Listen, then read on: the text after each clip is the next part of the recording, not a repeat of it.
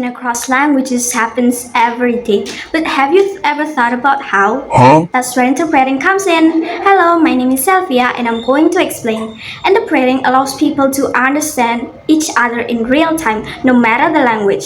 Interpreting itself is the act of translating from source speaker language to target speaker language and vice versa. Then how does it differ from translating? Interpreting is oral, while translating is written. Interpreting is immediate, while translating is time flexible. Translating can take hours, days, and weeks and depends on the work, while interpreting is immediate and in that place. Interpreting is two directions, from source speaker language to target speaker language and the other direction. Meanwhile, translating is one direction. Not this one direction, but it means it's only from source language to target language like English to Indonesian or Indonesian to English. Both needed skills, but it's different. Interpreting need listening, memory, and quick thinking skills, while translating needed reading comprehension, writing, and understanding skills. Then let's talk about modes and types. Interpreting has two modes, consecutive and simultaneous. Consecutive is where the interpreter speaks when the speaker done speaking, and the speaker usually will divide their utterances into phrases to give time for interpreter.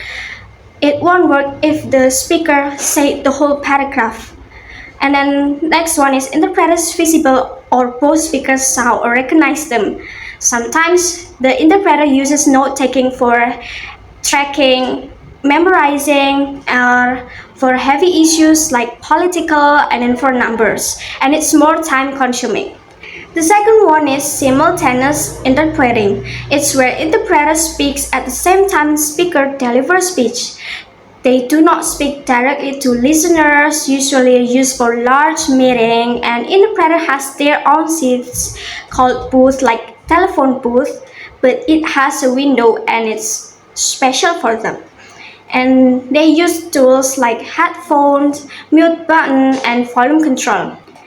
We've talked about two modes, and the next types. Interpreting has many types, and the first one is whisper. Whisper interpreting means when the interpreter whispers the translation into the listener's ears, and usually used in small informal settings like one-on-one or small group meetings. The second one is sight. The interpreter translates or written text orally in real time is often used in legal or medical settings where documents are needed. And the third one is conference, used in large events or international conference. And then the fourth is liaison or bilateral, facilitates communication between two parties speaking different languages, typically in informal businesses. And then the fifth one is escort. Escort is when the interpreter accompanies individuals or delegations and they provide consecutive interpretation during travel, meetings, or tours. And then telephone. Telephone is interpretation done over the phone, often used for customer service, healthcare, or emergency services where remote assistance is needed.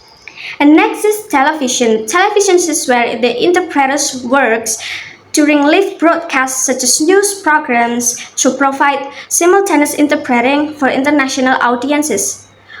Next is video conferences, similar to telephone but using virtual meetings. And then next is community, typically used in local community services such as hospitals, social service, or schools to assist non-native speakers. And then next, court, interpreting in legal setting like courtrooms, depositions, or legal meetings. And last one is medical, interpreting in healthcare settings to communicate clearly about diagnosis, treatments, or procedures. I hope you understand what I was trying to say, and I hope it's beneficial for you, and thank you very much.